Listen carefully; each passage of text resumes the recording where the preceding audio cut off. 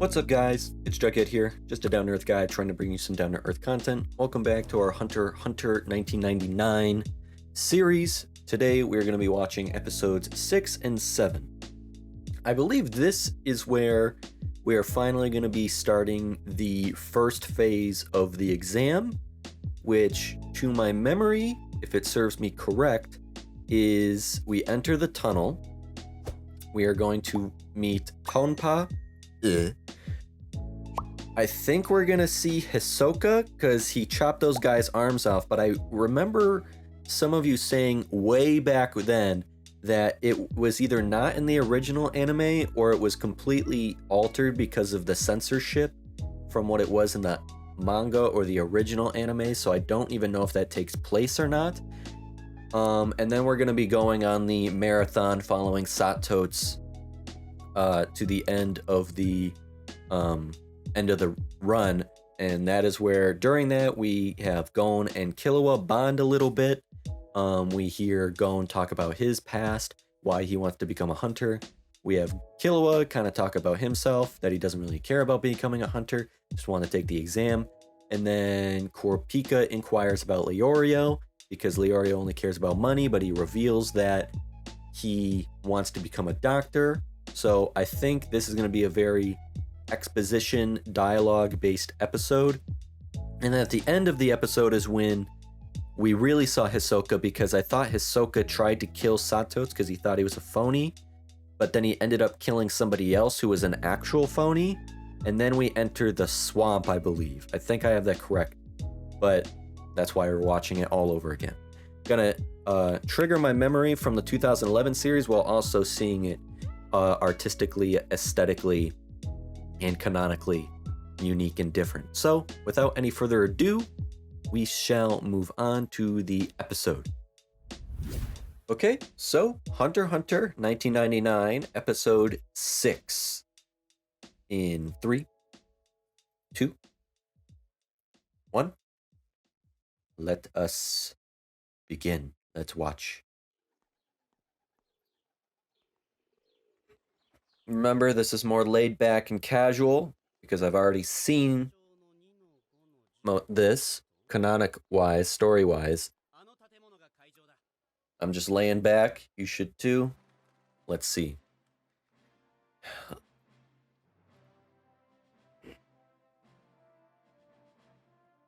We've reached the first phase.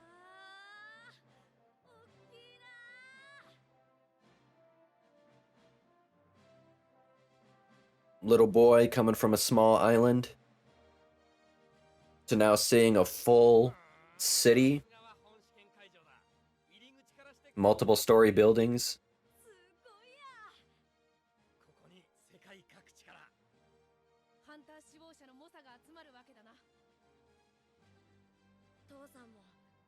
Everybody you're about to be up against is entering that door, including that loser.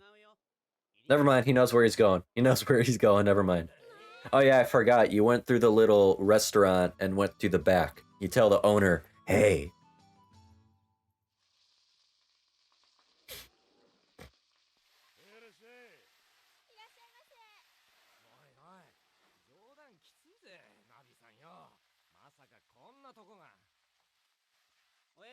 Don't insult the man.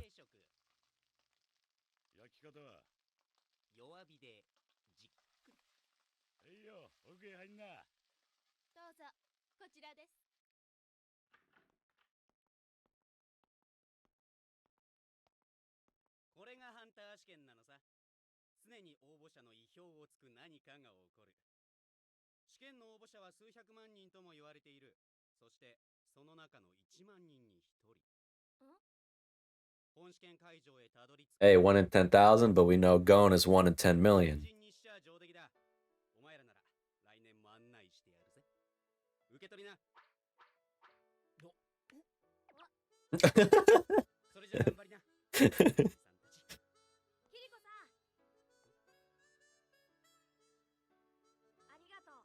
We love Gon.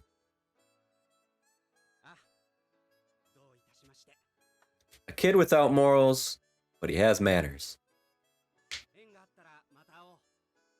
I love that whole overarching aspect of this show.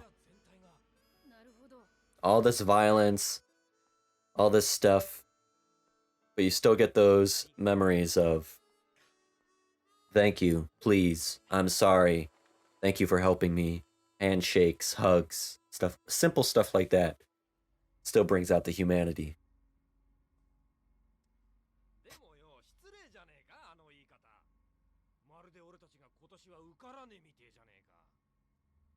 I mean, just probability-wise.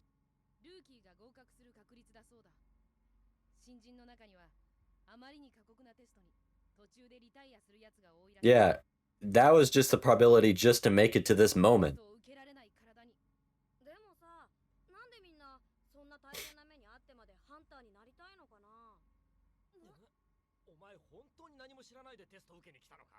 Hey, I'm just here because my dad's one.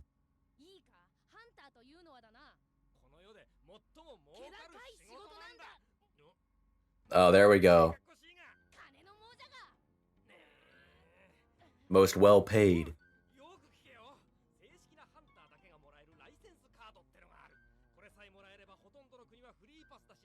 Go anywhere, do anything. Everything's free. You're rich as hell.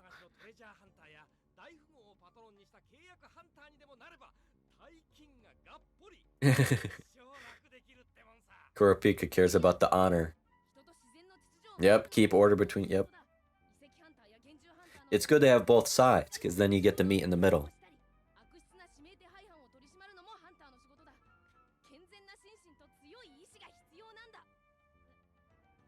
I'm not taking either side, I'm right down the middle. Let's do good, but you know, make some money while we're at it.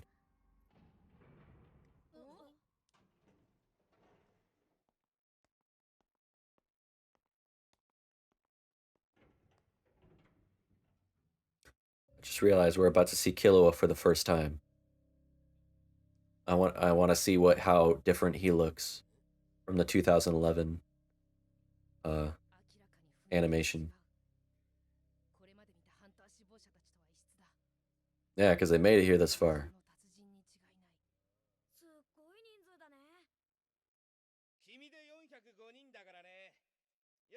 There's Tonpa.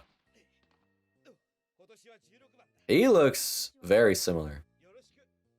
So in the manga, he must look exactly like what I'm used to.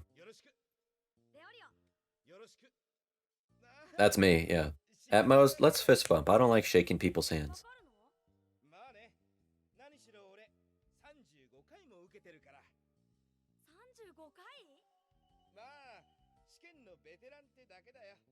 And at losing.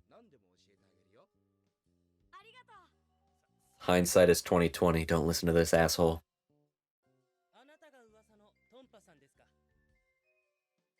Oh, this kid. Who breaks his laptop? Fucking falls. I look forward to seeing that again. Nerd. Dork. Right? Doesn't he break his laptop and he cries and like falls?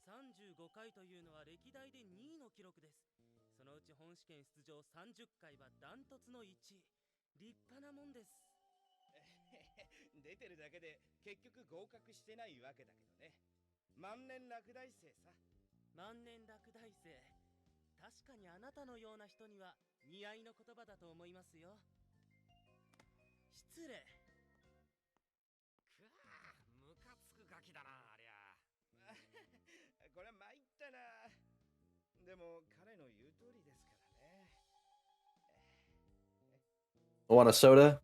Don't drink that soda.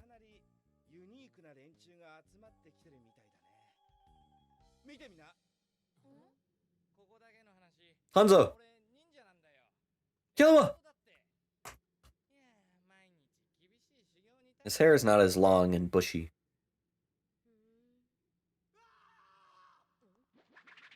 Oh, there we go. Hisoka. His hair is teal now.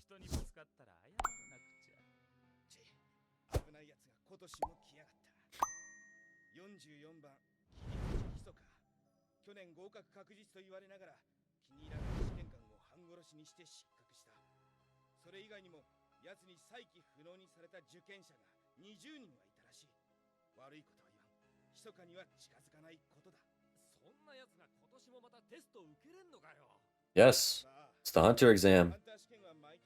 Proctors are changed. The rules are very flexible. So what is it? What color is his hair in the manga? I guess if it's black and white, you didn't know until they adapted it, right?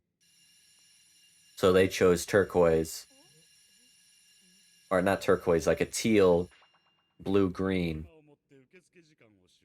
2011 chose magenta. I do like Hisoka's voice, though. It still has that, like, I don't even know how to pronounce it. Like, you know what I'm trying to say. Like, it fits him.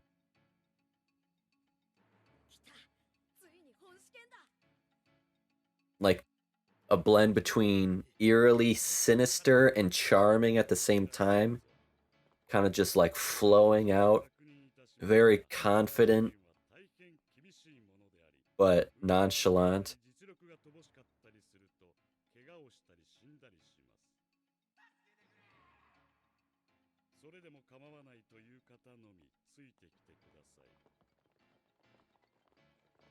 Do you still not have a mouth?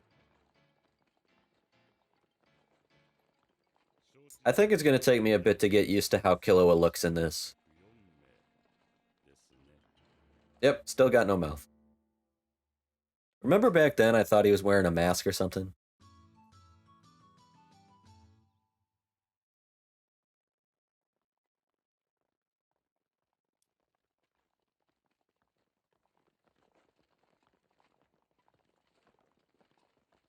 I was like trying to hyper analyze his hairline and like his neck and stuff.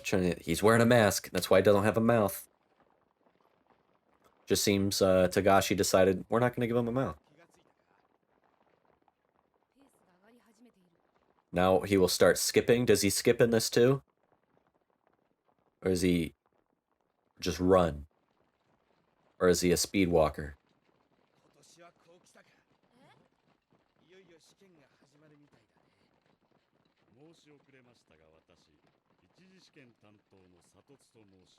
Satotsu.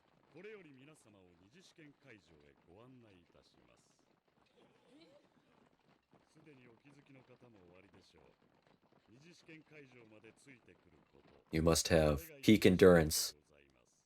If you can't do this, no way you can do anything else. Oh, they just pass all this. Okay, I honestly like the animation of his skipping from the other version. He just looks like he's on one of those people movers at the airport.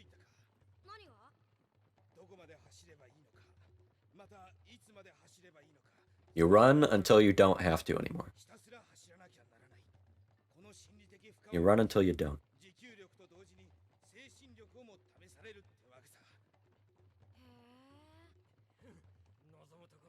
Yep. That would fuck me up. I get very motivated by seeing the finish line. It would mess me up psychologically to not know of the finish.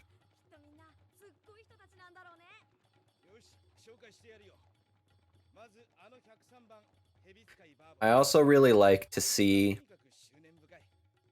Gon now having all the knowledge of the future, of just how serious it has gotten, all the death, all the destruction, how much everyone has been through, including him, and to take note and to acknowledge and recognize his optimism and his positivity and his innocence and naivety. That's what I enjoy going back and watching again. It's like simple things like that. Same thing with like a Kurapika, to see him go through that fork in the road of damnation, the dark side, or salvation, the light side. Same thing with Killua. Becoming human, a kid, a free person himself.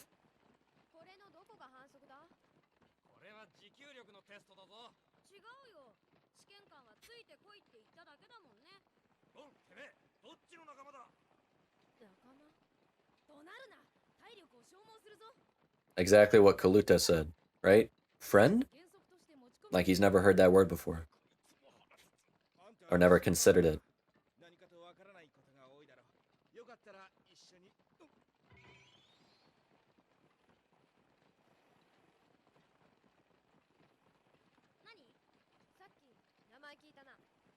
Killua!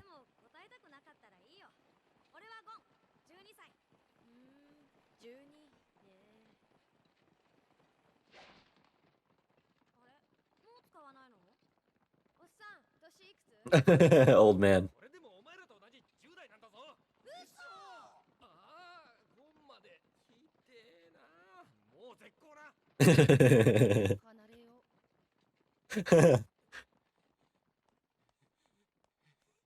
There you are, fucking loser. With your laptop.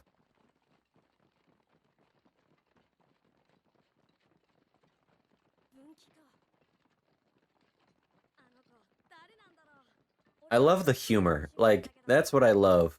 When shows can just effortlessly put in humor that anybody can laugh at. You're not forcing a joke. You're not forcing a joke through the dialogue or forcing humor. Just simple. Just makes you giggle and laugh. Anime really knows how to do that.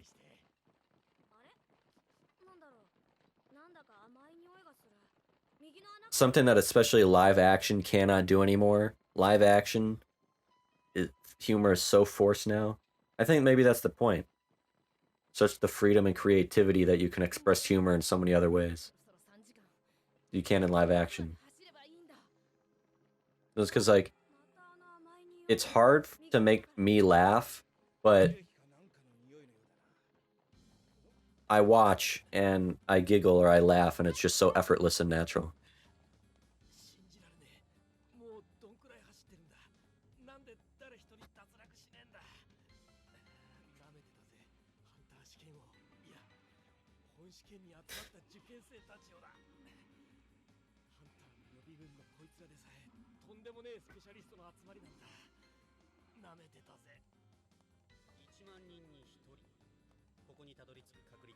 Come on, man. You want that money. You want to be a doctor, remember.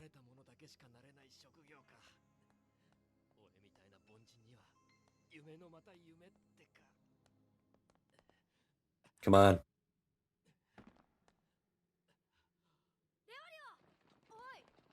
Yeah, doesn't Gon go to help?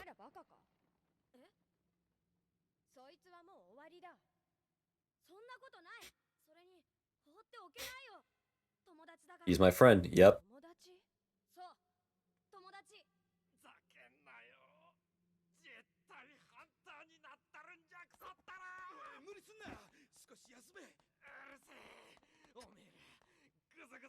And then Gon uses the fishing pole to grab the suitcase, right?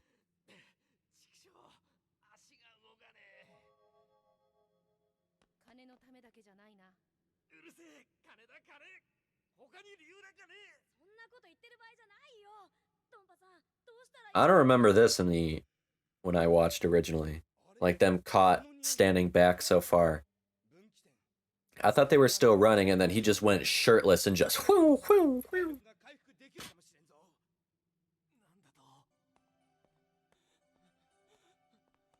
There you go. He's done.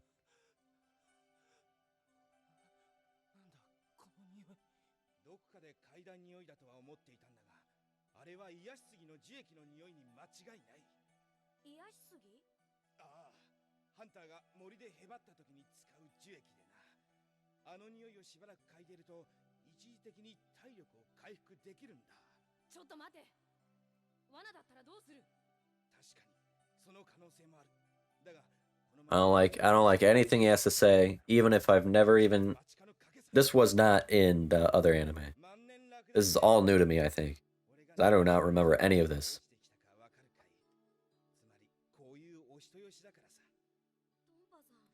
You lying out your ass.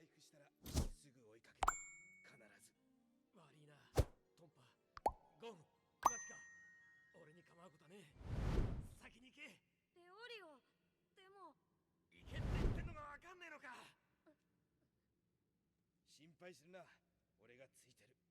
伊達に35回も出場してきたわけじゃない。少々の罠に引っかかるようなドジはしないよ。さあ、早く行け。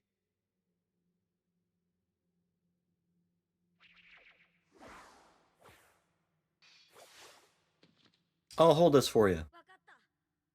Oh, okay.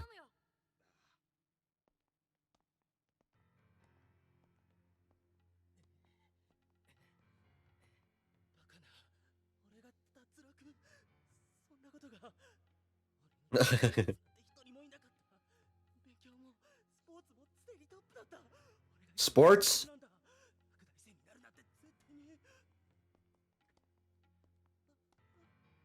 こんなところでへばってたか。少しは万年落第生の気持ちが分かったかい。今助ける。一緒に来い。You're a failure. Yes, you are. Dude, I do not remember. This did not happen.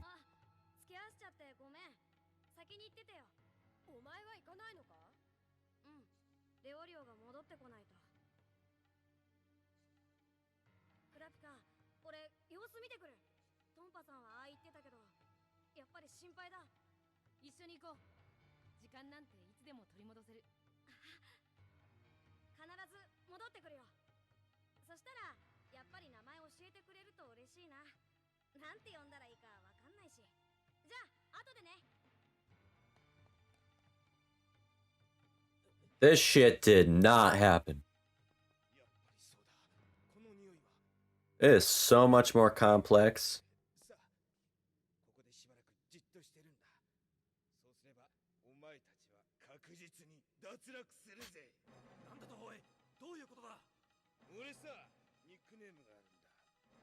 Rookie killer, right? Rookie crusher, yeah.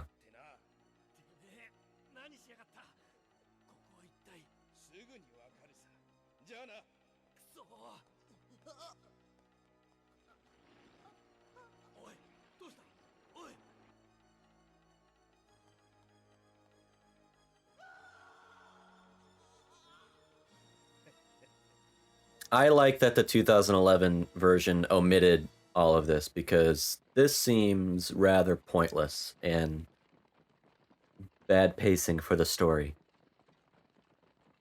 I like it more that we are running the whole time and Gon and Killua bond while running, Leorio and Kurapika bond while running. We don't stop with this slow stuff. Not the biggest fan of this pacing.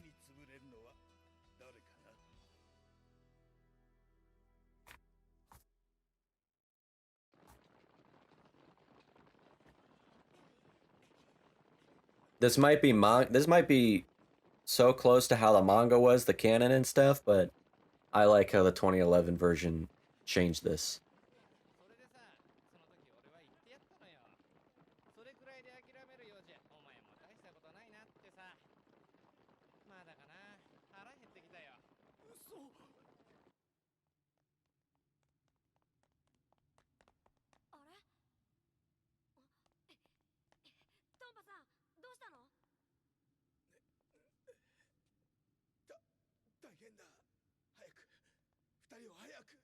I hate him so much. God, I hate him.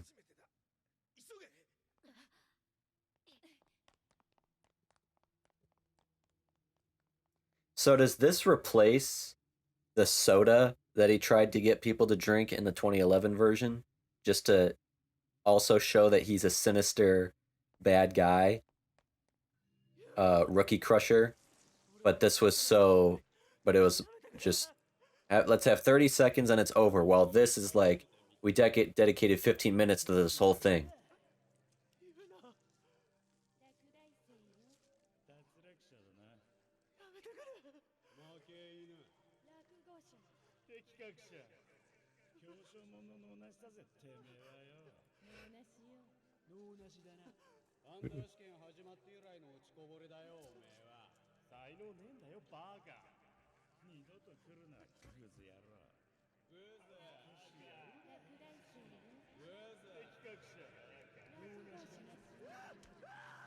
But I remember this. I kind of remember him having like a mental breakdown, but for what? I don't remember.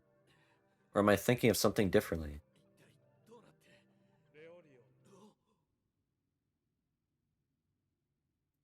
Is the tree sap like a hallucinogenic drug? And he's having like hallucinations? Is that his friend that died when they were kids and this is why he wants to become a doctor? This is a completely different way as to how this was portrayed and explained when I watched. Which I like more. Because we were still running. We were in the first phase still running. But he had the flashback that we could see. So two things were happening at the same time.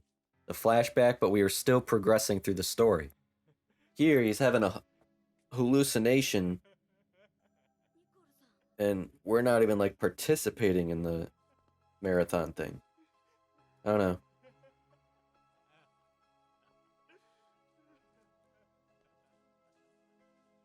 Not a big fan of this. Not complaining, I'm just saying different tastes and preferences.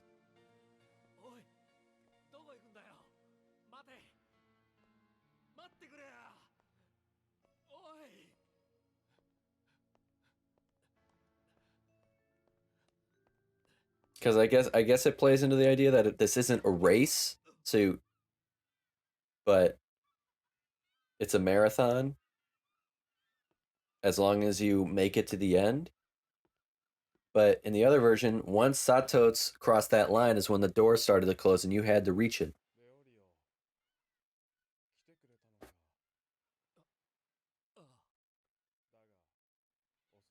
You're too late. I'm dead.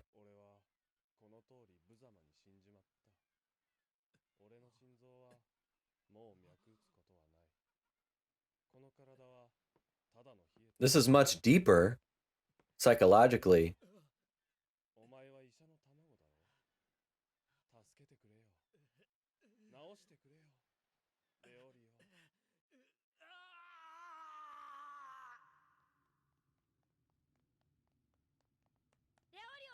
That does portray it much more deeply into getting to see more of Leorio's psyche. Now he's having hallucinations.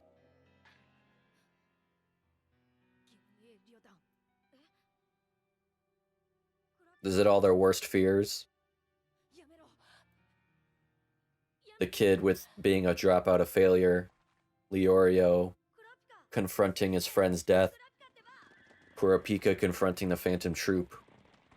I'm gonna guess Gon would be his father.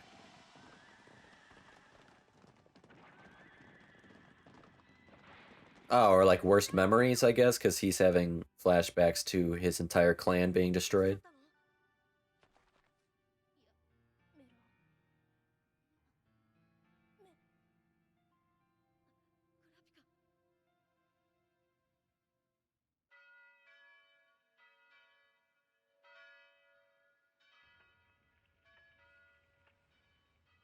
Burned his body. Let go of the trauma. But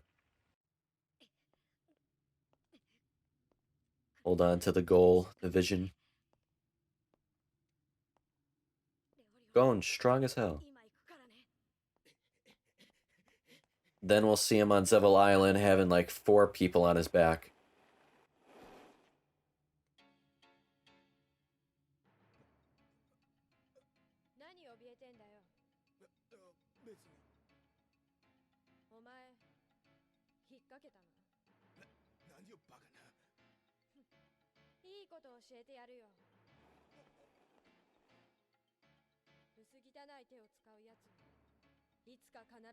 Ooh.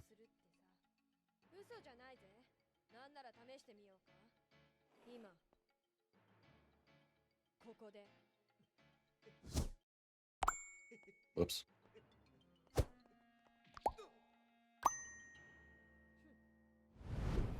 Also very early to be seeing how intimidating Killua is. Because we don't find that out for a while. Not until, isn't it, on the blimp, where Gon and Killua talk to each other, where he shares that he comes from a family of assassins? Oh.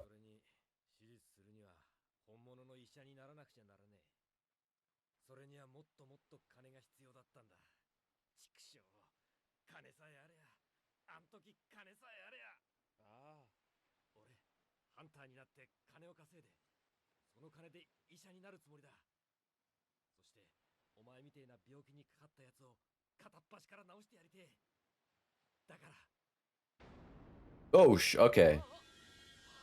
I do like the idea behind this in terms of Leorio's past, because it kind of does make more sense, because Leorio is what, like 18 or so, and in his 2011 adaptation, his friend died when he was a kid, so it took him this long to decide to become a hunter, to want to be a doctor. But in this, his friend died not long ago, which inspired him. I need to make a lot of money to be a doctor so I can do this.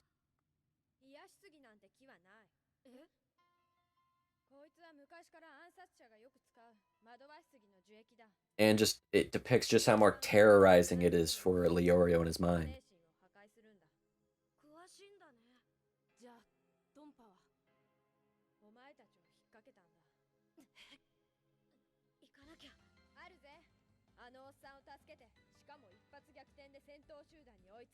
But also interesting that we're exploring this part of Killua so early that he is, what is it? Like, he wants to help. He's like helping friends. He wants to go out of his way for another person, which is not like him at this point. He was very nonchalant, didn't care about anybody.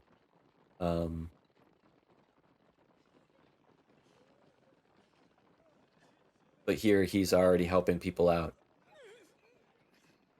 Interesting.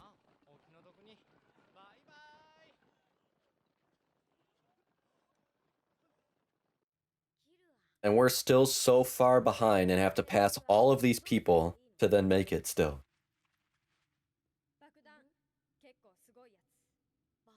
How does he have this in his pockets?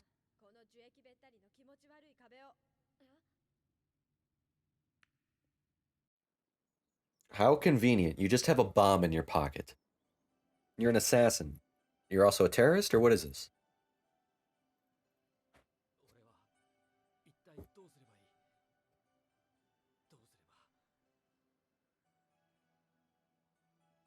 But here it's like where I don't like of like he's questioning himself, or in the 2011 version he was very adamant, very he's a very stubborn person, very straightforward, driven, his way or the highway. But here he's all doubtful, doesn't know what to do. But I like that this is why I care about money. This is why I'm doing this. Boom, boom, boom, boom. I'm gonna do this.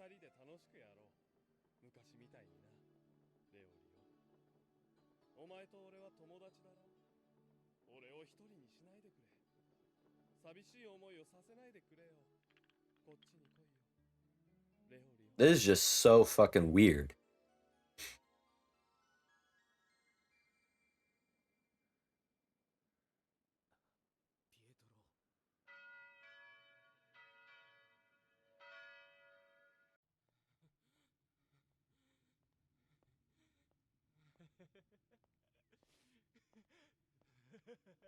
And we still have this fucking kid.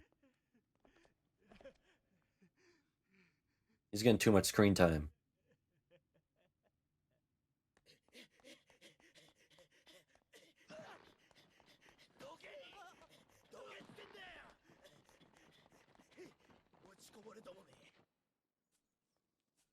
He's got the endurance.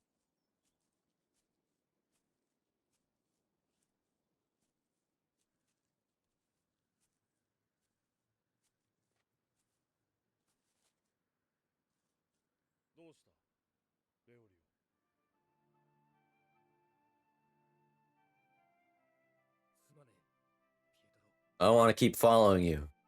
やっぱりお前の元には行けね I gotta get back to the real fucking world. え。 Keep on running. 立派な医者になる自信があるわけでもねえ。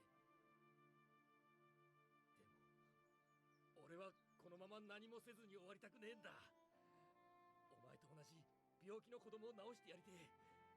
そしてその子の親に金なんていらねえって言ってやりてえ。 There we go. We could have skipped all of the shit before and just gotten to this.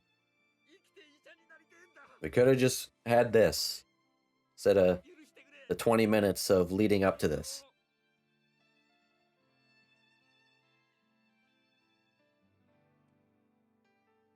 レオリオ、なれよ、レオリオ。立派な医者にな。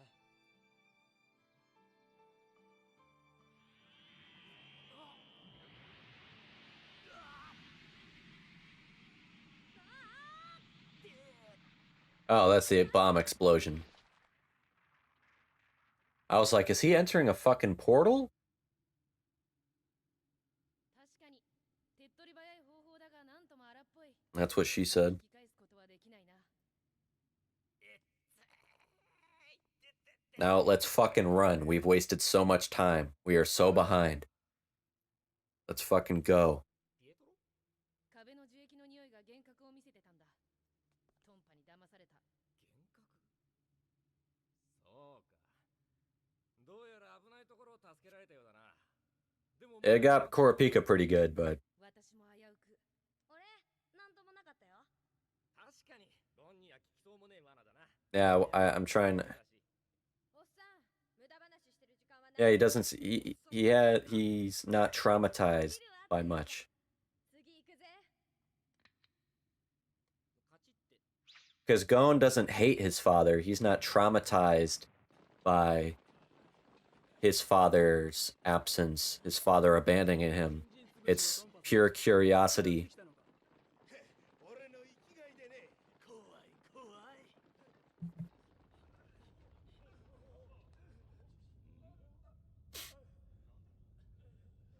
トンネル工事でもしてるのか？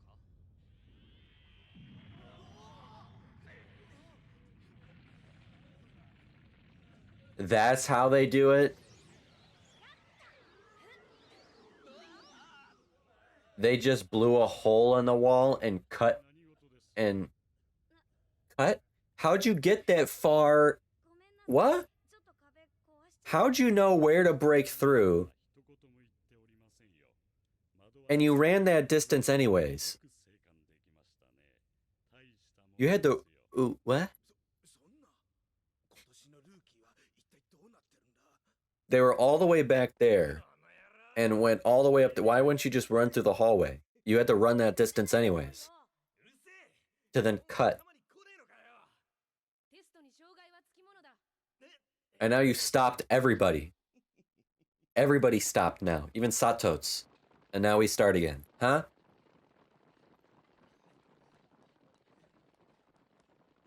ありがとう、ヒルは。助けたわけじゃない。言ったろ、これはゲームだって。 さて皆さん、そろそろラストスパートです。ちょっとペースを上げます。 Now is he gonna skip or run?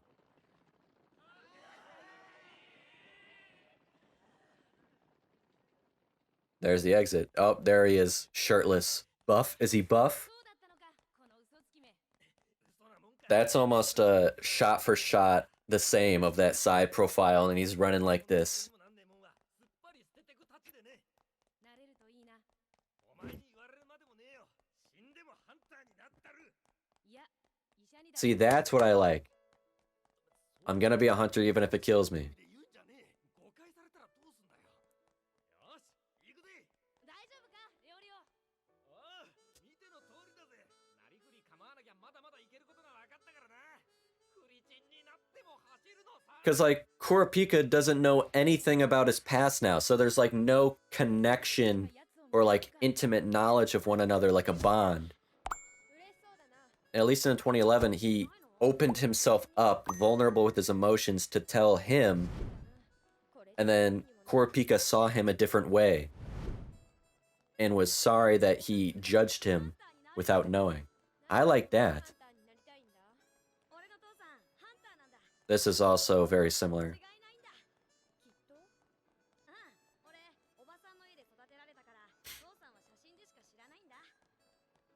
Is he gonna say the same line? I don't want to know what's so special about being a hunter that he would abandon me. Come on. That line is so powerful.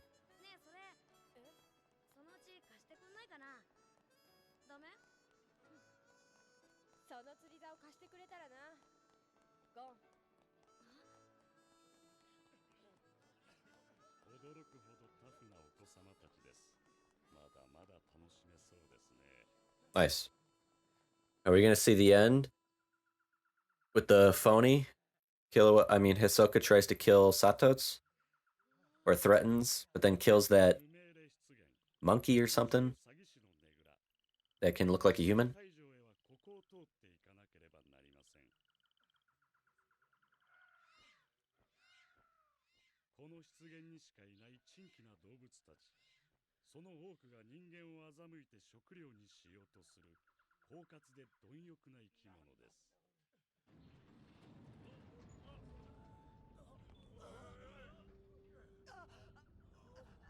Toodaloo.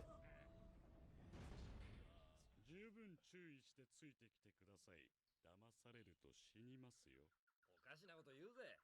騙されると分かってたら引っかかるわけねえだろ。嘘だ。そいつは嘘をついてる。Oh, I forgot. That's what happened. But that guy's the actual fraud. そいつは偽物だ。試験官じゃない。俺が本当の試験官だ。偽物？どういうことだ。じゃあ。And Hisoka kills him.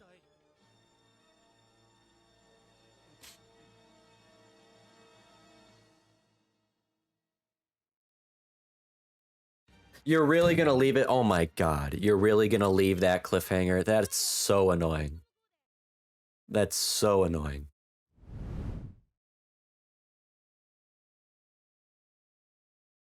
So, let's discuss.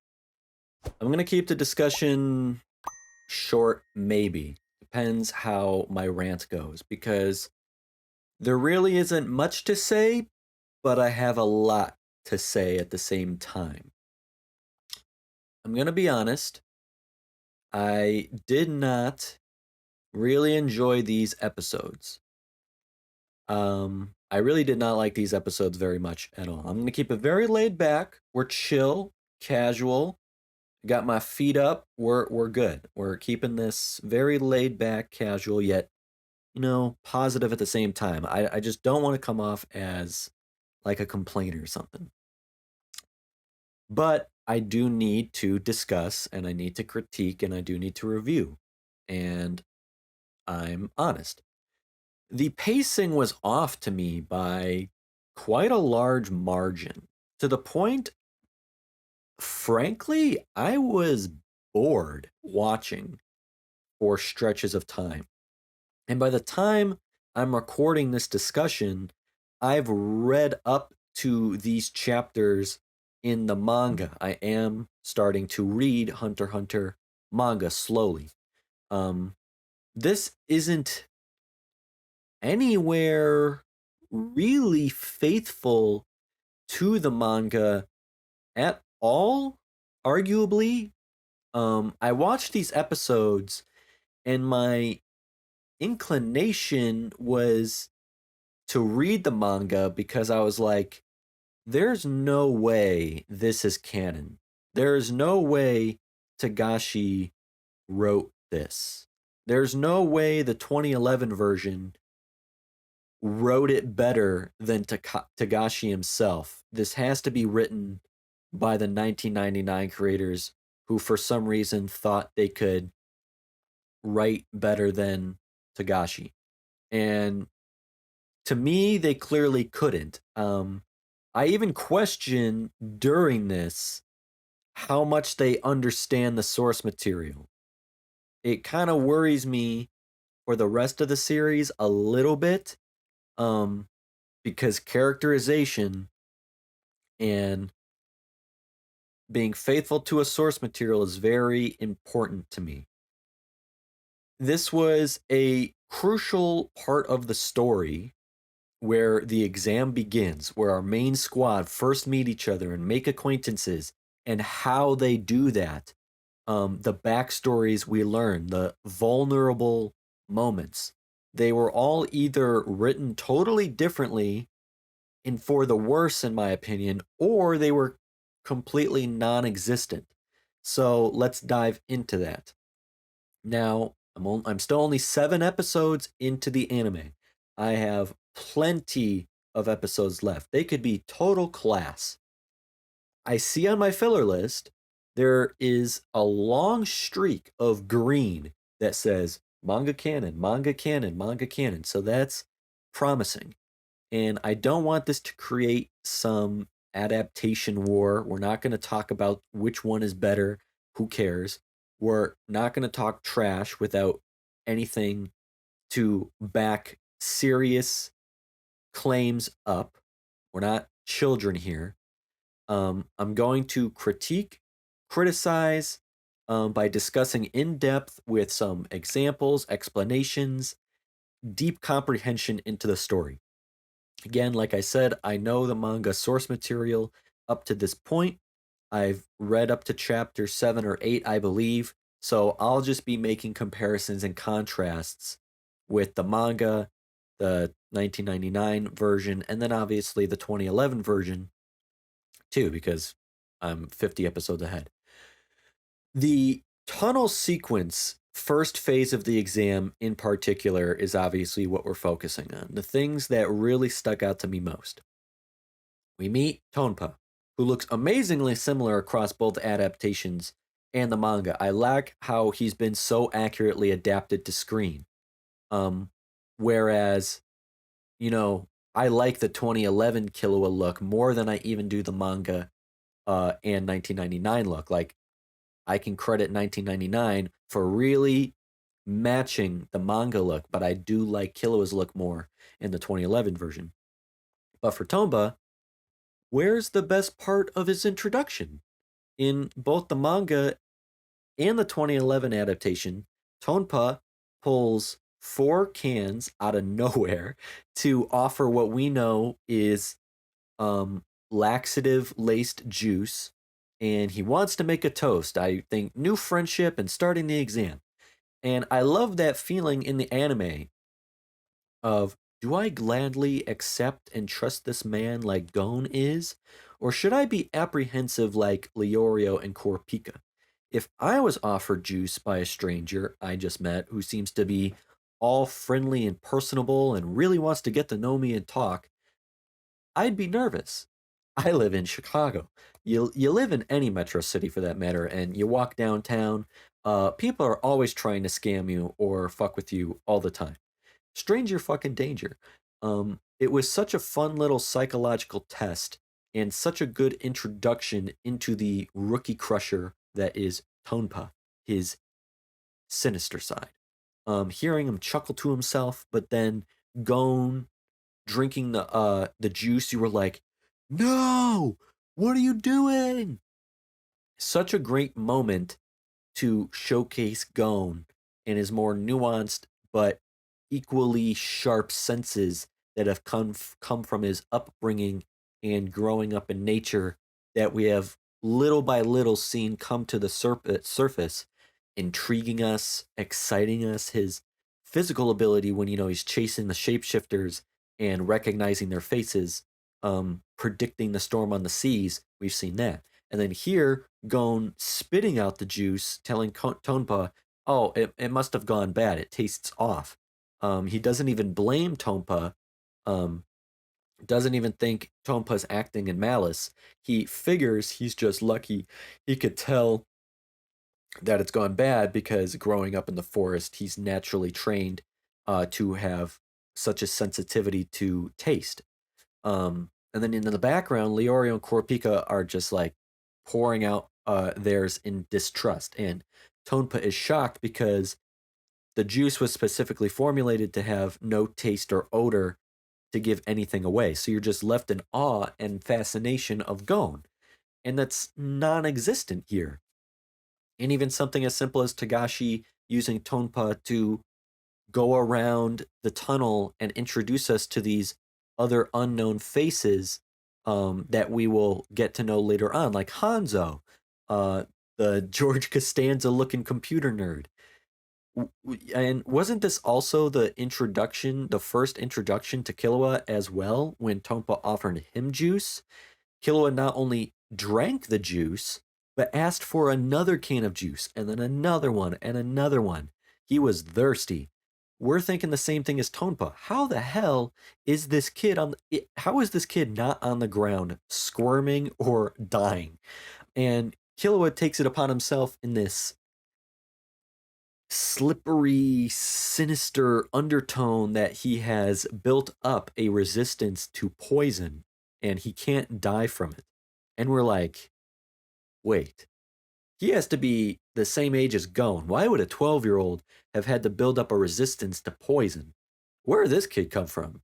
And you're instantly hooked, knowing nothing else about this kid other than the fact that he's just a laid-back kid, hands in pockets, holding a skateboard, messy silver hair. But he must have a dark, mysterious backstory. Where in this first phase, there are nerves, there is tension. In the manga in 2011 adaptation, that is. I didn't feel that in this episode. And then we start walking. We build up to skipping, then running. I wanted to see Sato skipping. That's that's what I loved most about him during the exam. And Killua rides past our trio on a skateboard. In this episode, Gon is the one to introduce himself to Killua, when it should be the other way around. This is a small detail that does relatively monumental damage to their relationship dynamic. Like, honestly, why would you change that? Killua reaches out to Gon. Killua is the one who notices Gon first. Killua is the one looking for and deep down yearning for a friend. That is why he's the one that reaches out first in the manga in the 2011 version. This is literally where his character's main arc of self-discovery, independence, and a dream for a normal life as a child comes from, begins. You kind of toss it. Gon, he lives in his own little world half the time, barely paying attention to his surroundings. He only really takes interest in people and opens up to them and welcomes them when they do something that actually catches his eye. You really have to get his attention. For example, maybe impressing him. And that is what I didn't really like about in the first episode's Gon following Leorio around in episode 1, kind of like a lost puppy. It makes not a lot of sense. He's resourceful on his own. Begging for help and following Leorio is just kind of kind of annoying and just not how I see Gon. And maybe that's because hindsight is 2020, of course. But Gon has these blinders on for his own goals, and I thought that's what drew someone like Kurapika to him in the first place when he met him. So you kind of contradict your own writing and undermine him even further in a way, which then leads me into absolutely hating how they did Leorio in these episodes. Leorio is already kind of an overlooked, not really getting a whole lot of focus and attention already. So to then kind of fuck up the story that he does get, the attention that he does get, it just hurt. You know, kind of talk about doing a character dirty, kind of doing him an injustice and miswriting him, changing his character quite drastically in the beginning. You're kind of forced to rewrite everything about him so everything can kind of have cohesion, which is kind of my main issue, is there doesn't feel like cohesion. How the story really goes, you know, Leorio begins struggling to keep up with the group on their endurance run. He's slowing down until he's kind of, people are passing him, he's in the back of the group. Gon falls back with him. Leorio, I'm fine. he regains a little bit of focus. He does begin to doubt himself, the resiliency that those around him have. Well, he's just a regular guy, not like these ninjas or these athletes or these warriors. He begins to think, I have no chance. I'm the ugly duckling here. Gon yells out to Leorio. Killua is still moving, telling him, leave him behind. All of a sudden, Leorio makes like a bullet train past our protags in an all-out sprint, verbally yelling out that I came here to become a goddamn hunter, you know? That vibe.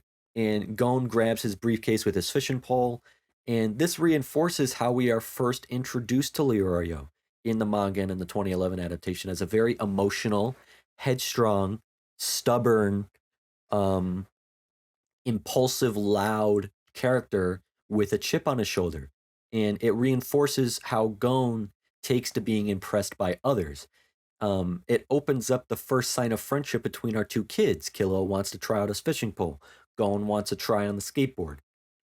And so having instead Gon say something like, I can't leave him behind, he's a friend. Stop it. And then Killua whispering, friend?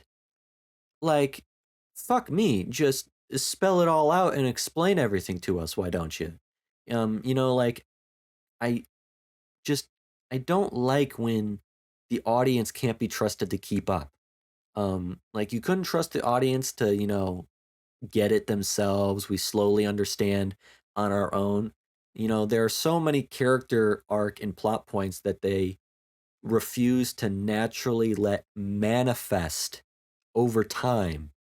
That's a key word, just manifest. You know, why? You know, let the audience watch the story unravel naturally instead of literally telling exactly what this character's motivation is in this way, like so directly. That was kind of annoying. But what kind of pissed me off, not pissed off, but like the peak of my annoyance maybe or irritation was Leorio not doing anything that I just described in the manga in 2011. Instead, out of breath, standing still, coming to a complete stop, on the brink of collapsing. Tonpa comes in and tricks him into thinking he can help, leading into the most stupid, boring, waste of time, filler, hallucination thing.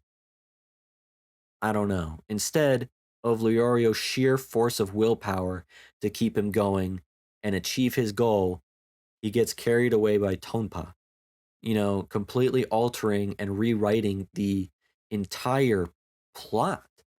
Not only is it the wrong plot, but you also make it 2 episodes long, where one episode is literally all filler.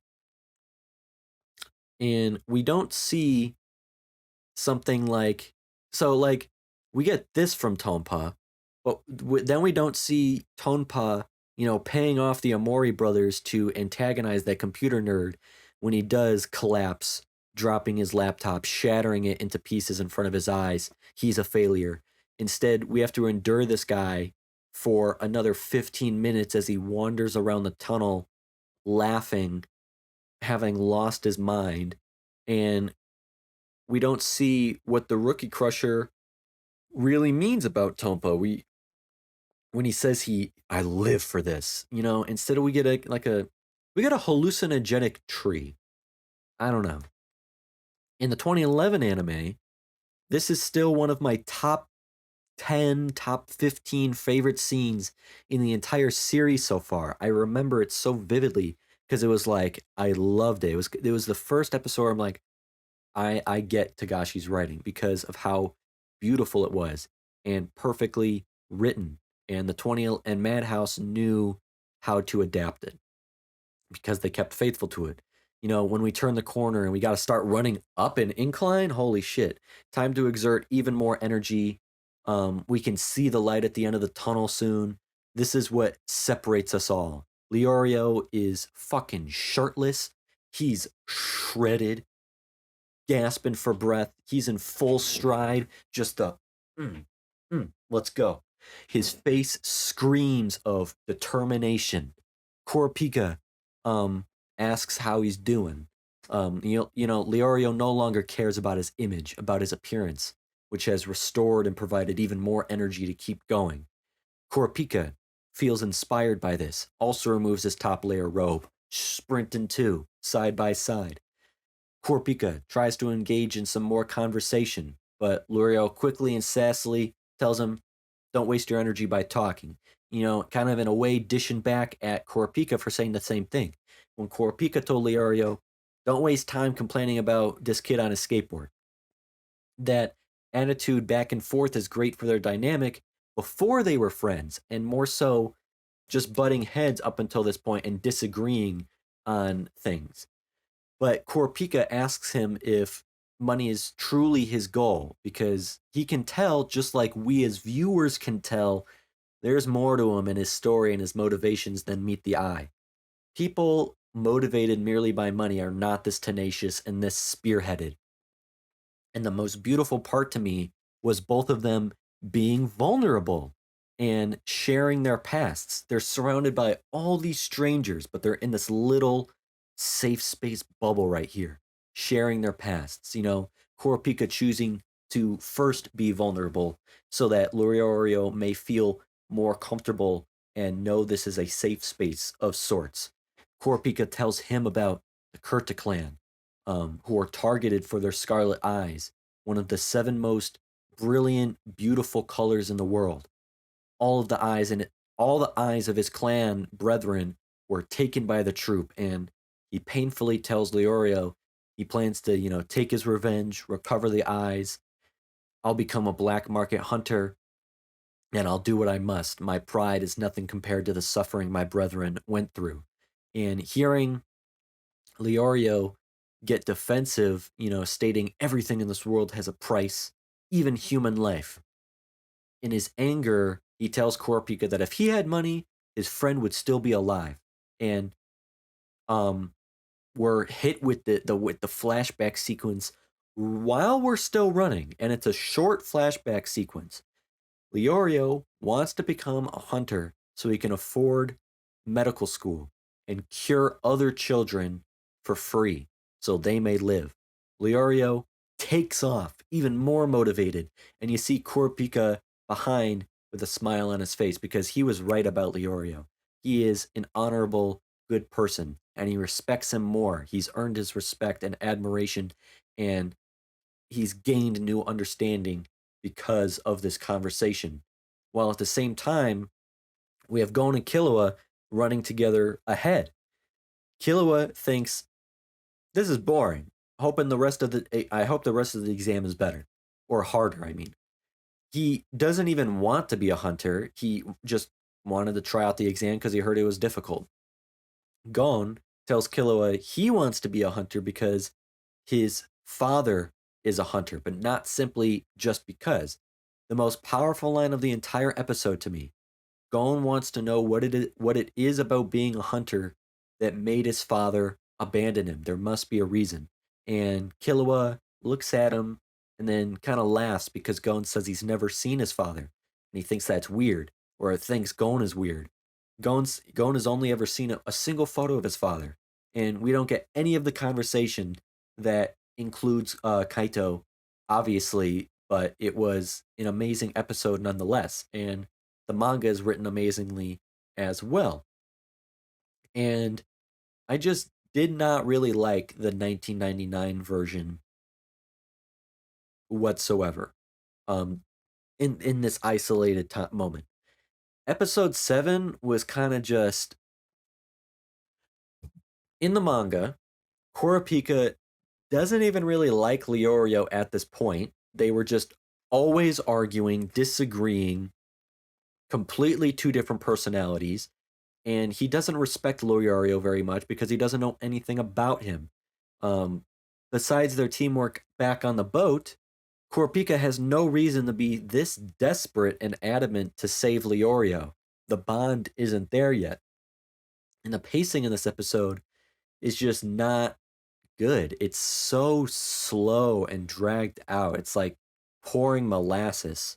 It kind of ruins the fact that, okay, we're in this serious first phase of the exam. We're supposed to be trying to keep up with Sato's in the group. Instead, we're literally at a standstill, and then walking a bit, or we're watching a hallucinogenic dream that isn't even canon. We didn't need this. This flashback was long as hell, and it was very artistic and stylistic. I'll give it that, but to me, did not convey the same emotions. Um, we didn't need this long flashback, in my opinion, about Leorio's past, which then, because it's in his own mind, he never shares it verbally with Kurapika, so they never get that bonding moment. Kurapika and Leorio never get that moment of vulnerability to gain mutual respect and understanding. So, to Kurapika's knowledge, he still just values money like a shallow, classless fool that he thought he was before. Same with Kurapika falling to the ground, triggering his own traumatic memories of the Kurta clan. They use some LSD tree that takes you on a bad acid trip to draw these parallels between the two of them that are more forced and just aren't as strong as what was written in the manga itself. And then Killua conveniently has bombs in his pocket, strong enough to blow through a steel wall, and somehow they blow through the wall that is exactly adjacent to the location everyone else is currently running. You literally met at exactly the same point. Somehow, by walking and standing still the entire time, they've made the exact same amount of forward progress as everyone else running, because there was a tunnel right next to them that they could blow through. Instead of them working as a cohesive team, each of them capable in their own right, skilled and logical and determined, motivating each other as well as themselves to endure this marathon run, they appear to have to consistently resort to some non-conventional, almost lucky cheat code method to barely scrape by. Leorio and Gon barely make it onto the ship. Here, the only way they meet up with the group is by bombing the tunnel and blasting through. And what makes this worse is that they literally reuse the same mini plot climax almost to an exact T that will be used in Tricked Tower later on. What text am I getting? Oh. Where was I? Our four pro tags stuck way behind, time running out, using the creative idea to break through a wall. And in Trick Tower, it makes perfect sense. The impact of the end of that episode is going to be weakened because we have a lamer version here. It was a moment to show Gon's ability to think outside of the box in Trick Tower, but in 1999, it's now just going to be him doing the exact same thing they had already done as a team to luckily still complete the first phase. And then Gon's conversation also doesn't hit very hard because in the first episode of 1999, he's already verbalized his abandonment issues, which I didn't like. The way I understand and see Gon, he wouldn't do that. Again, I could be completely wrong. His abandonment issues are way more subtle. They manifest much more naturally in the 2011 anime in these moments of recklessness and self-doubt.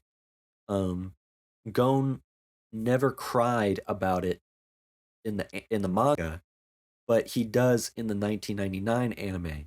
And I think to quell this, or for me to understand it better, is he cried when he first discovered, and then it was kind of like a self-growth opportunity. In the 1999 anime, he is despondent and melancholy. In the manga in 2011, it is genuine, innocent curiosity and intrigue. He doesn't want to be a hunter because his father is one. That simple. He wants to be a hunter so he can find his father. That's the only way he thinks he can find his father, is by being a hunter. And he wants to find out for himself why being a hunter would make you abandon your son. But he says that with almost excitement and intrigue, not sadness. And that's why I also don't like when Gon enters the exam because Kaito told him to.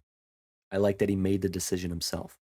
And obviously, none of these things on their own are unforgivable or downright horrible.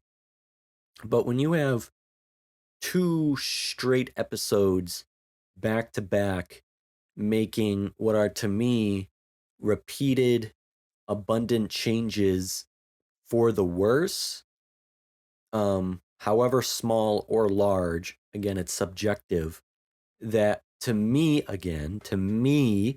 are integral to individual character arcs. And even so, the main arc of the story for our main protag, it becomes a bigger problem. Maybe I'm too much of a purist. When I think of adaptations, I want the creators to remain faithful to the source material. You can be creative and make additions, even make omissions, but I want it to be faithful. It should still tell the same story. To me, the purpose of an adaptation is to expose the same story to those who would rather experience it through a visual cinematic experience rather than a literary one, or for those who are it's more accessible to watch it visually on a show or a movie that then may inspire them or motivate them to read the source material.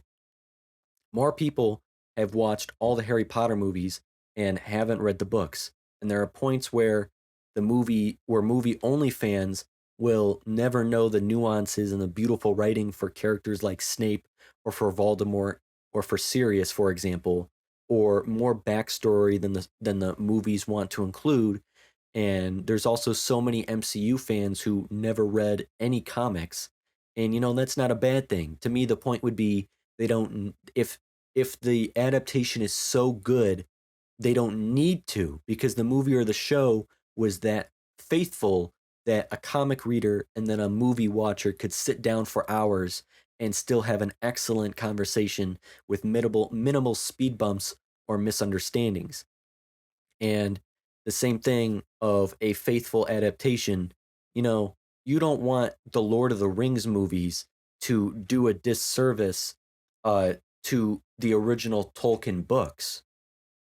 And that wouldn't be the case here, in my opinion. You would have a manga reader and a 1999 only watcher hit a major speed bump somewhere along the lines of their conversation, like, wait, that didn't happen in chapter 7 of the manga. What are you talking about? Oh, wait, episode 7 with the tree and Leorio's dream sequence. Oh yeah, none of that is canon. So and an anime watcher would be like, wait, what bond between Kurapika and Leorio was formed early on are you talking about? Wait, they confided in each other their pasts?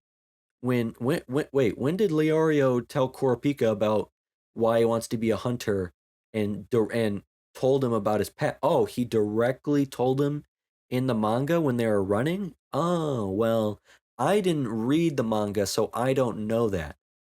So there's a rift.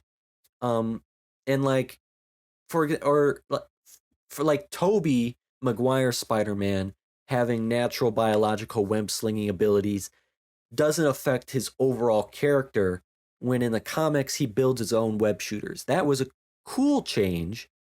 And Peter Parker was still a photographer and a highly intelligent kid who could have done that, but he didn't need to. It's not like they threw that personality trait out. I don't know.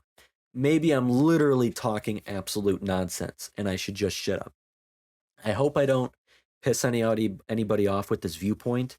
I'm not trying to complain or sound like a toxic dickhead. That's literally the last thing I want to sound like, or the last way I want to be portrayed or sound like. I'm still very optimistic about this series. I love Hunter x Hunter. I will gladly keep on watching with enthusiasm and passion. This is a positive journey. This is a positive channel. This is a positive discussion, or just a constructive one. We all have fun here, but we do take it seriously because we are passionate. We're laid back, but passionate and enthusiastic. I don't know how to describe it. You know what I'm talking about. I just don't want to be fake and pretend like I'm in love with the series right now. Every single episode is 10 out of 10, to keep the viewers watching and vindicated. Keep getting those likes and views on videos, because I know that's what some reaction channels do. And I remain honest. I'll criticize, but I'll still always provide an in-depth, detailed, passionate discussion regardless of where I stand. And I'm sure I might be wrong on many points. You may agree on some. And that is why I always want you guys to discuss this in the comments. Let me hear your own opinions. Let us talk directly and share our thoughts. I hate the 1999 versus 2011 debate. Nobody cares. The fact an anime even got two different adaptations is rare and lucky enough, especially when the second can be considered to be more canonically accurate. I think so many people are focused on a dumb adaptation debate between 1999 and 2011. Debates, I hate debates, political debates, movie debates, music debates. I hate them because debates in general are not healthy or productive in the first place. There's cognitive dissonance. You're never going to convince the person on the other side of the aisle. I'm simply just eager to talk about these interesting discussion points, create a conversation, create a dialogue, create a stream of ideas, and comparing the 1999 version with the manga instead, and not just some stupid anime adaptation debate. I think overall it might end up just being these first 7 episodes are just the most complicated and messy because that's where the most changes are. So let's keep enjoying the series together next time. And with that is where I'm going to end today's discussion. So if you did make it to the end, before you go, I would ask you to like the video and subscribe if you haven't already. Of course, keep the conversation going down in the comments, especially for this episode. Follow me on my socials. Remember, I always offer early access and exclusive Let's Watch series to my supporters on Patreon. Having said all that, and with that said, so long, farewell, until next time, thank you, stay dangerous, be yourself, and I hope you have a good one. Peace.